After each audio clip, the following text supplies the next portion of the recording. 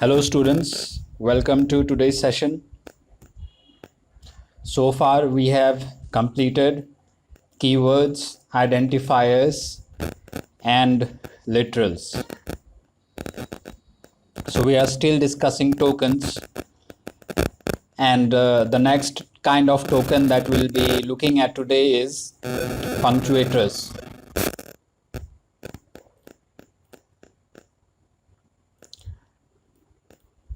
So what are punctuators? Punctuators are certain symbols that are used for grouping and separating the code. Okay, focus on these two words, grouping and separating. Okay, so it's mainly used for two purposes. One is grouping and the other one is separating. We'll see the examples of both in BlueJ. So the first kind of punctuator is semicolon, next is comma, then we have curly brackets, then parenthesis, square brackets and period. Period means full stop, okay, a dot. So you can call it dot operator also, okay. Instead of calling it period, you can call it dot.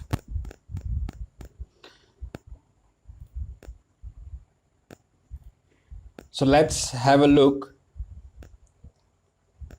on semicolon. So what is the use of semicolon? Semicolon is the most commonly used, okay, is the most commonly used, because you'll be using semicolon to terminate every statement.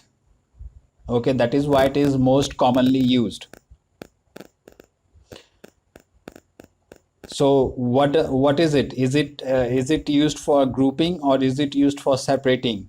Semicolon is used for separating. Separating what? Separating statements. Okay, it is used for separating statements. Let's have a look. So this is our punctuators class, inside which I've got the main function, and inside the main function I'll write a few lines or a few Java statements. Okay, so let's say int x is equal to 10, system dot out dot println x. Okay, so I just want to display the value of x. So how many statements are there inside the main function? We have got one statement and the second statement, and you can see that this statement is also terminated by a semicolon, and this statement as well is also terminated by a semicolon. So every Java statement is terminated with the help of semicolon.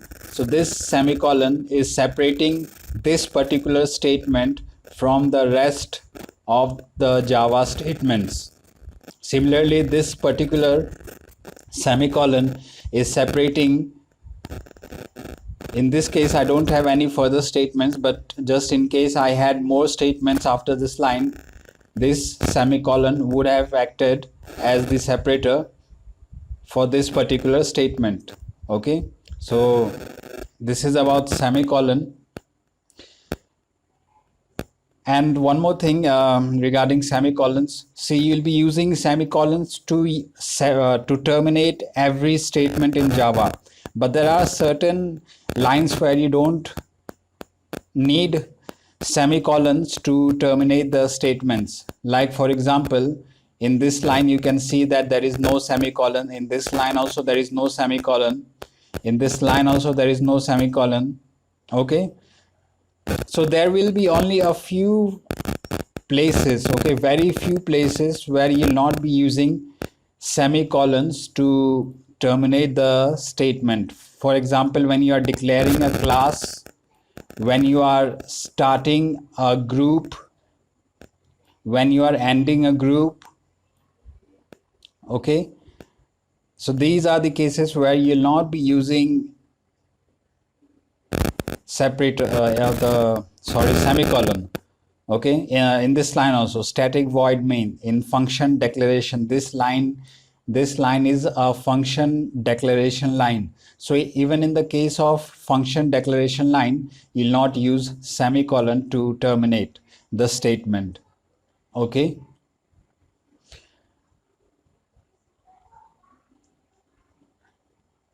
similarly here we have got the opening curly brackets and closing curly brackets. So in these both cases, you'll not be using semicolons.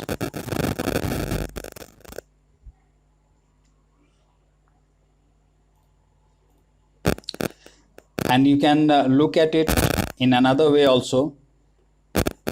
For example, when you talk about this class, you cannot terminate the class here because class is a group. Okay, class shows a group of functions. Okay, class itself is a group of many functions, many attributes. Okay, that is why if you terminate here, that there is no point in creating a class, and in fact you cannot do that. It will result in an error. Okay, so just like class is a group of member methods and member variables, so you'll not be using semicolon. So just as in class you don't use semicolon, similarly a function is what? A function is a collection of statements. Okay, so a function is itself a group of statements. Okay, so the group is it will start somewhere and it will end somewhere, right? So whatever comes between this start point and end point is the function. Okay, it is the function. Okay, so if you terminate it here, then the whole purpose of creating a function will be defeated, because the function statement will end here, and the remaining statements will not be a part of the function. Okay, so that's it. That's about semicolon.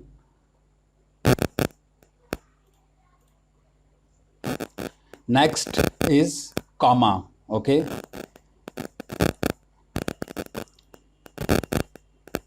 the next kind of punctuator is comma. So commas are used for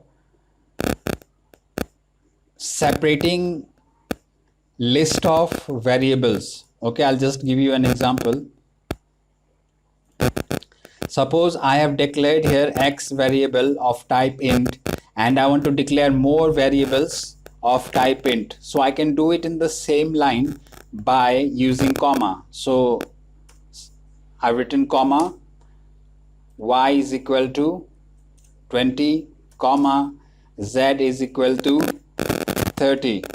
Okay, so you can see these variables here, x, y, and z, have been declared of type int, and the variables themselves are separated by comma. So x, y, and z, they are separated by using comma. Then they are also used in other places also, like inside the function parameters. When you give a list of parameters, there you will be using comma to separate the variables, but I'll not go into detail right now. I've just given you an example. Okay, so this is where comma is used.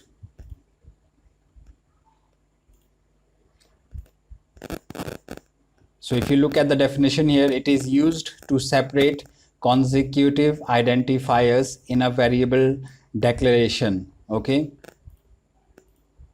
consecutive identifiers. So what is X, what is Y, what is Z? They are identifiers. Recall what is the definition of identifier. If you don't know what an identifier is, watch my previous videos. Okay, so this is the definition, that comma is used for separating identifiers, right?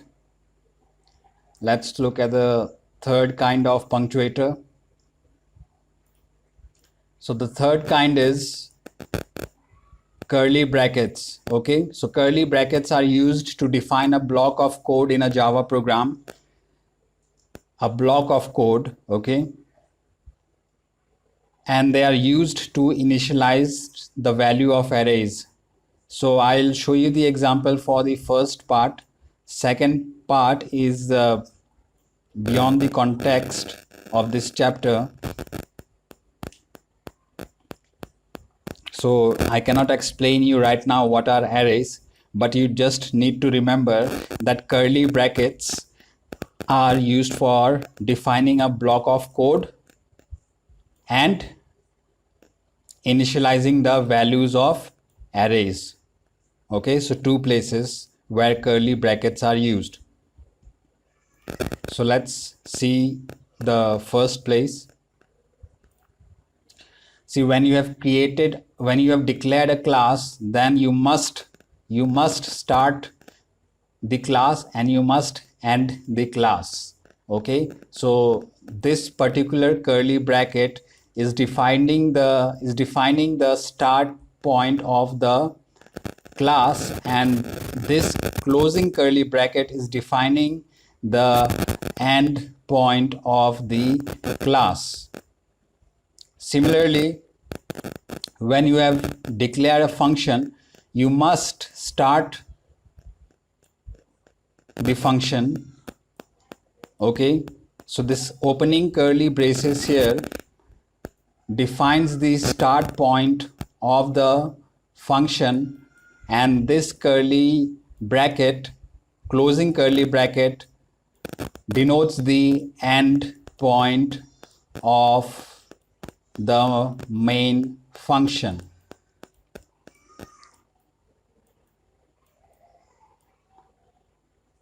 Okay, so this one is the end point of our punctuators class.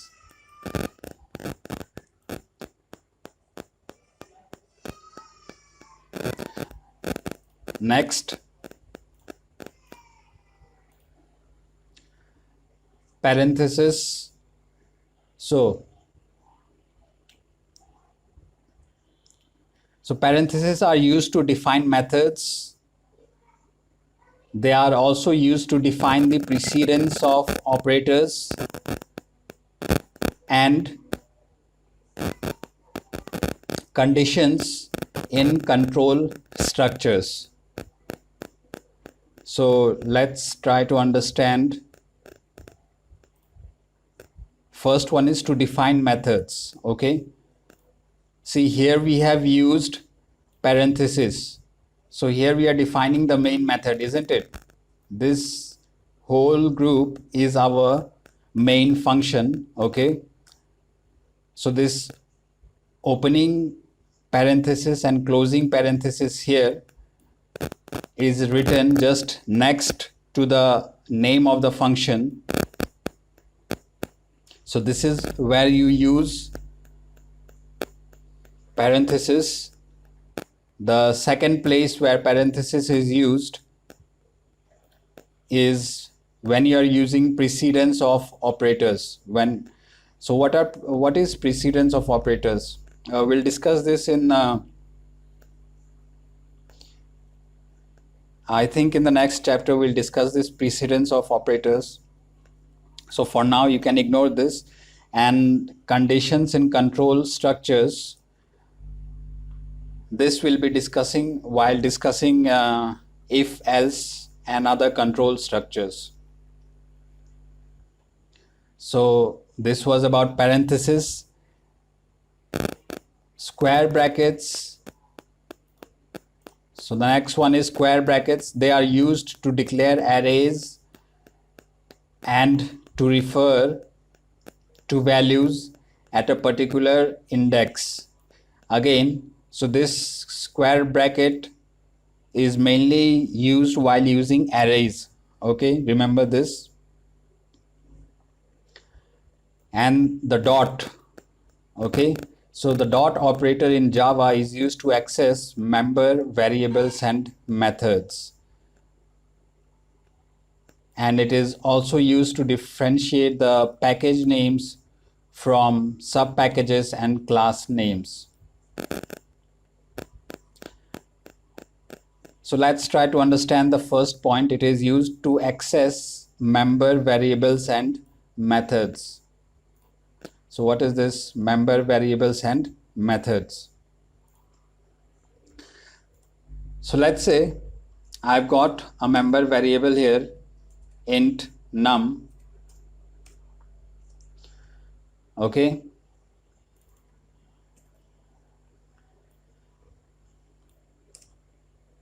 And we have got a member function called main. Now let's say I want to define a value for num. How can I do that? I can do it by creating an object of the class first. So our class is punctuators. P1 is equal to new punctuators. P1 dot num is equal to 10.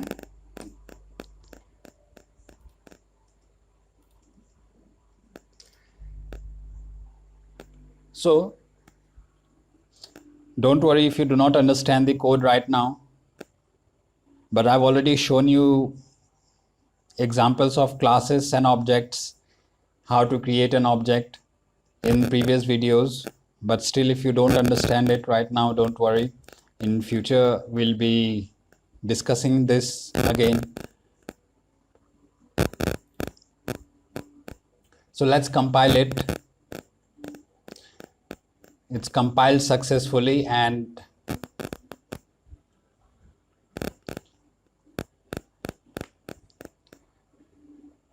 let's execute it. Okay, no need to execute. My main purpose to show you this program is that we have created a member variable here.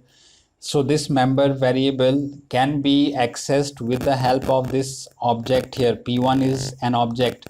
So object name, see, dot operator. After the object name, you give the dot operator and then the name of the member variable. This is how you'll create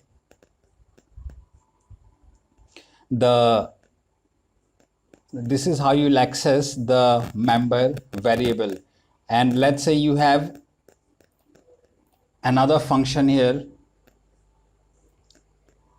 void display.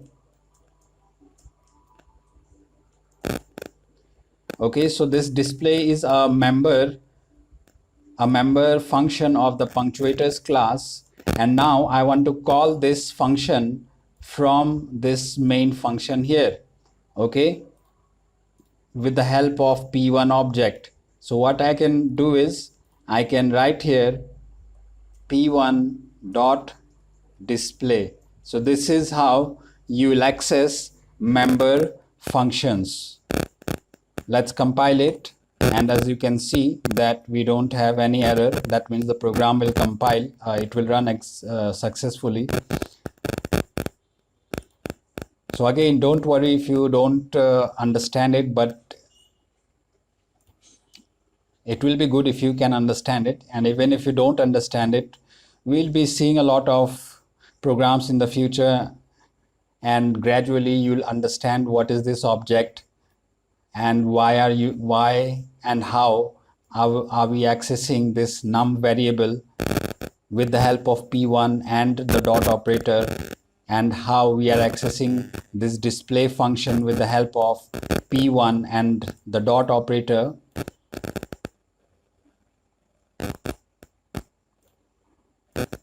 So this was square brackets. Sorry, this was dot operator.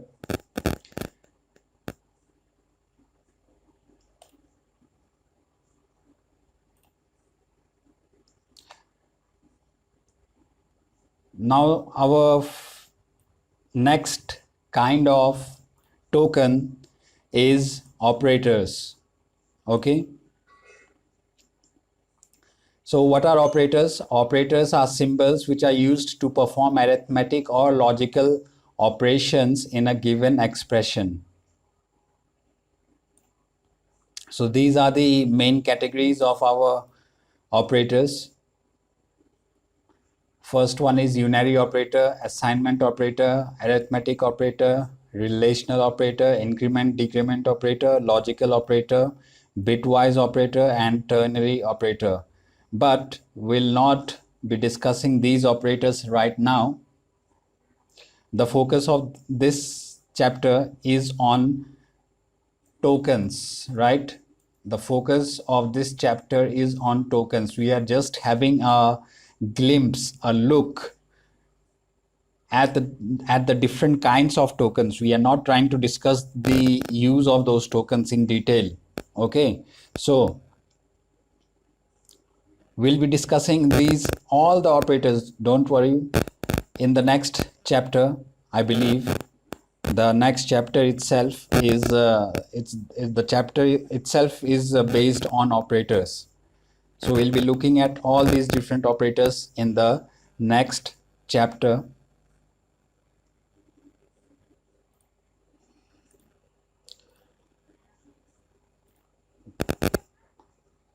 Next, we have escape sequences.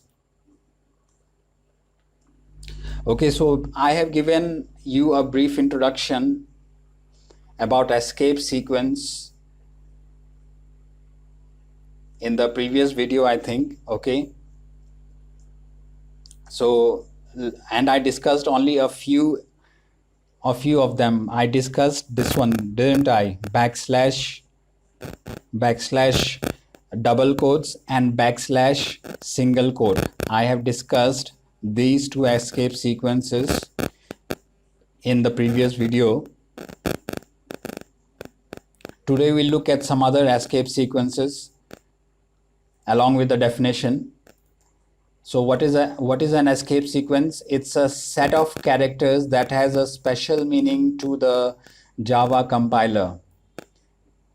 In the escape sequence, a character is preceded by a backslash. An escape sequence causes the character following it to escape its normal interpretation. For example, when you print the character N, the same character is displayed on the screen, but when it is prefixed with backslash, it is read as an escape sequence. So basically, whenever you use backslash, so whatever follows after this backslash will not give the usual meaning to the compiler. Okay, for example,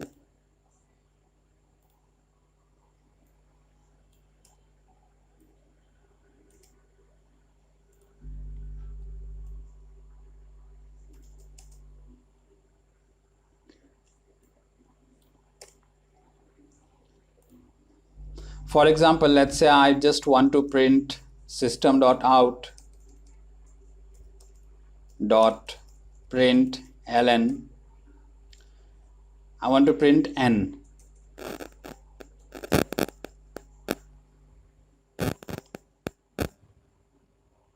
Let's compile it, and all of you know what the output for this will be. The output will be N. Let's have a quick look at it. So you can see the output is N.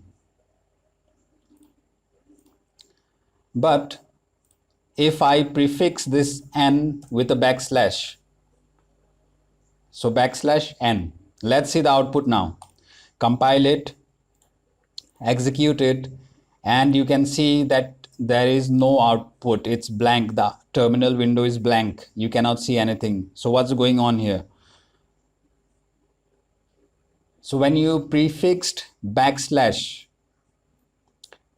before n, that means you are telling the compiler that do not interpret the meaning of n in its usual manner. It will have a different meaning, and the compiler knows the different meaning as well. So the different meaning is that this backslash n creates a new line. It creates a new line. Okay, you can understand this if I write two more lines here.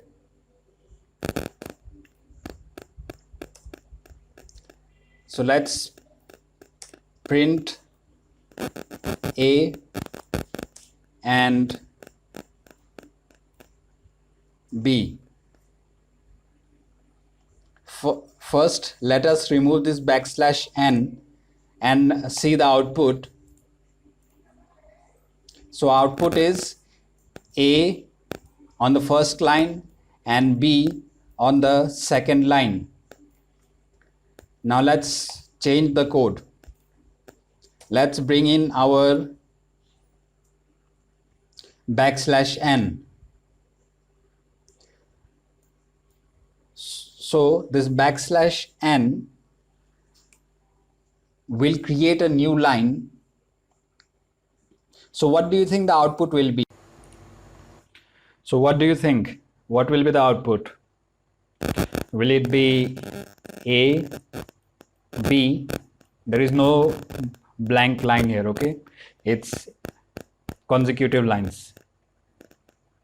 So line number 1, line number 2. So will this be the output, or the output will be A, then a blank line, and then B,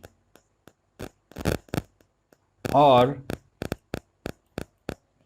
the output will be A, then one blank line, then another blank line, and then B. So out of these three outputs, which one do you think is the correct one? So if your answer is option 3, you are correct. Let's have a look.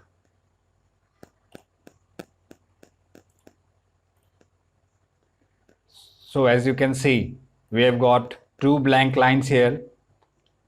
On line number you have A, line number 2 a blank line number 3 a blank line, and line number 4 letter B.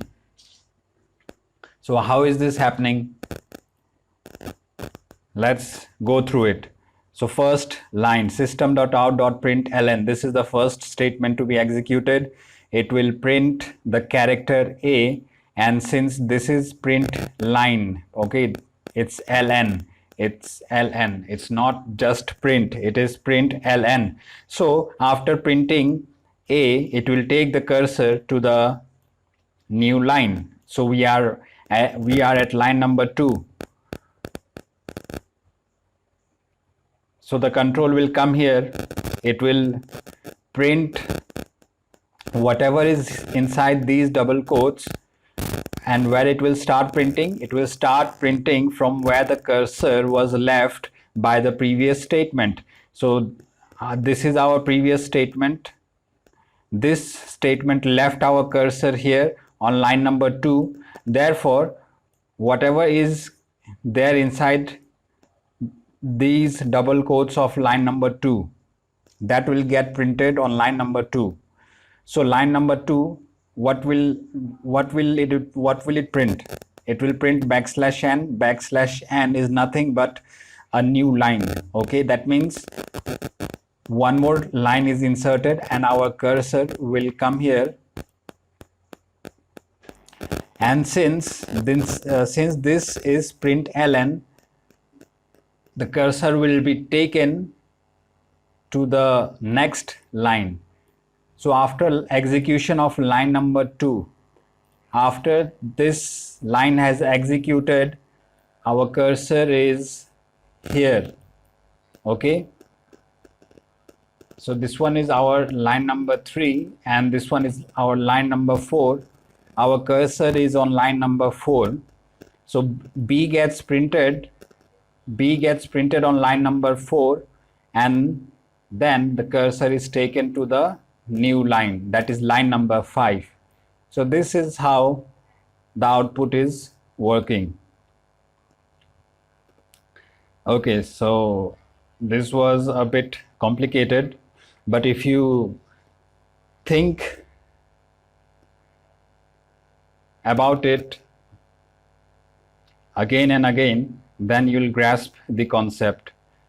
Let's make things a little bit easier now. Let's make this print instead of print ln. Okay, so in all the statements we have got print now. It's not print ln. Notice this. So what do you think the output for this will be? Will it be AB? Will it be A, B on separate lines? There is no blank line here. Or will it be A,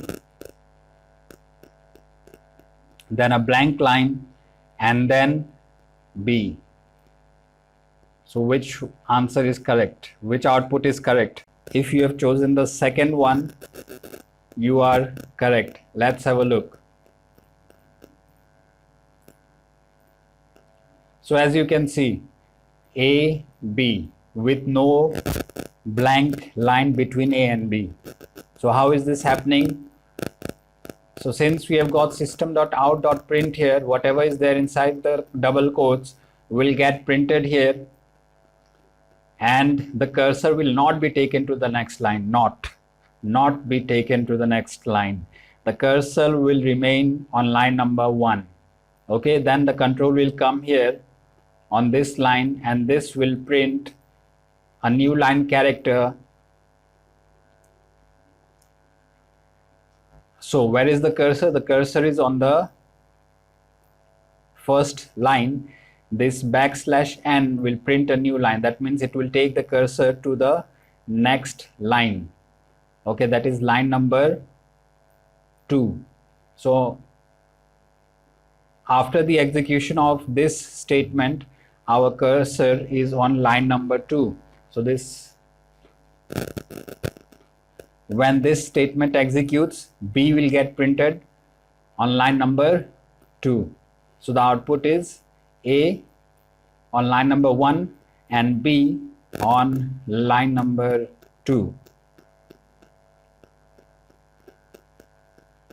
So I hope you understand what is the function of \n. It just inserts a new line in simple words. Nothing more than that.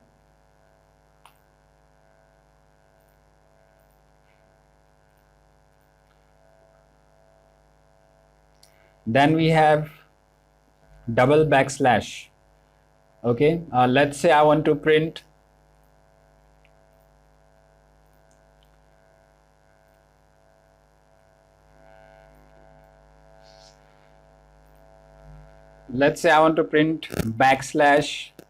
\home. This is the text that needs to be printed on my output window. Now how can it be done? This backslash should be printed. Remind you, backslash should be printed. So if I just write \home,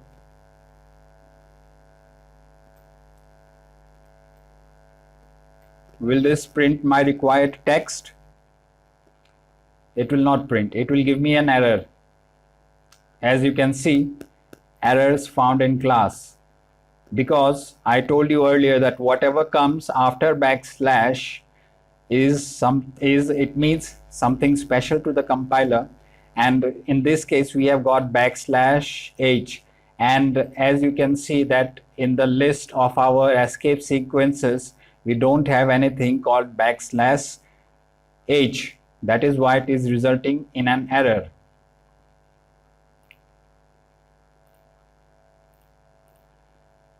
But I do want \home to get printed on the screen.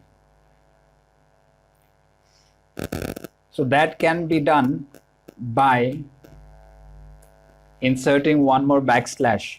So double backslash will place a single backslash. Let's have the output. So as you can see, this time we don't have any error, and the output is as expected, \home.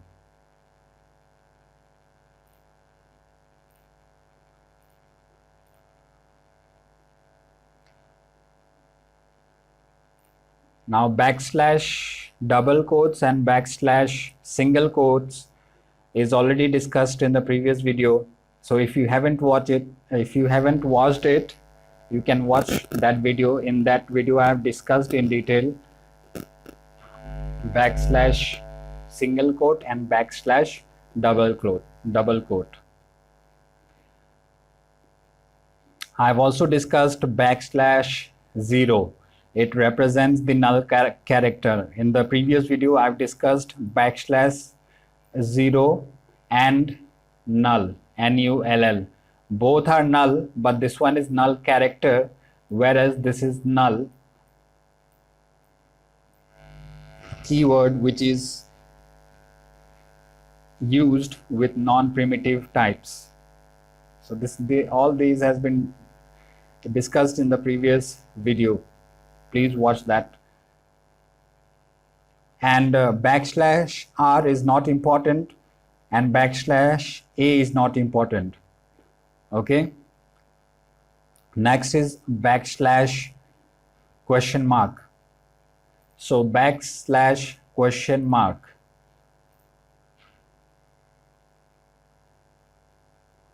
So \question mark is just for printing question mark. Okay, just as I showed you how to print \home. Okay, if you want to print question mark itself, how can it be done? You have to write \/ and question mark. You cannot just write question mark. Okay, because question mark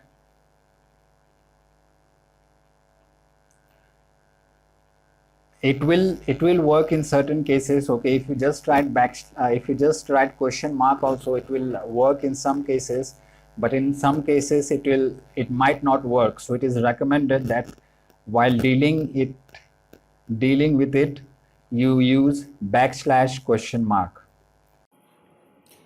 And \t is used for giving a few spaces in between text. So let's see an example.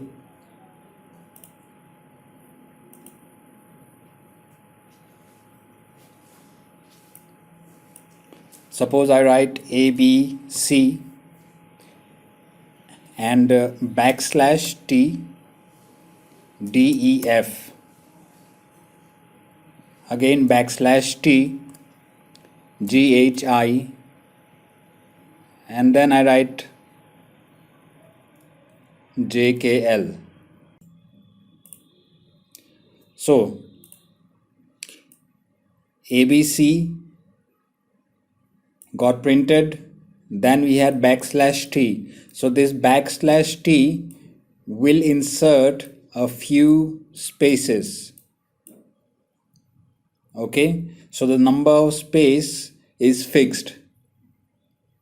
So if there are 4 spaces here, you'll always have 4 spaces printed when you use \t.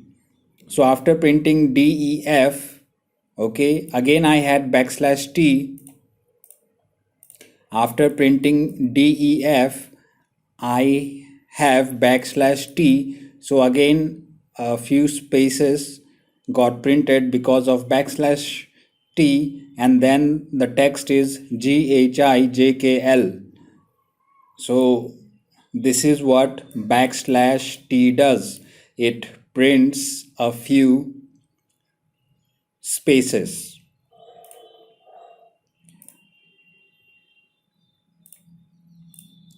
Now, one more important point about escape sequence is that if you notice that all these characters backslash n, backslash t, then backslash 0, okay, so certain characters are in the non-printable form, okay, that means it's not visible. Backslash t is not visible. Backslash n is also not visible, okay, although you know by seeing the output that there is a backslash t or there is a backslash n, but you cannot visibly see.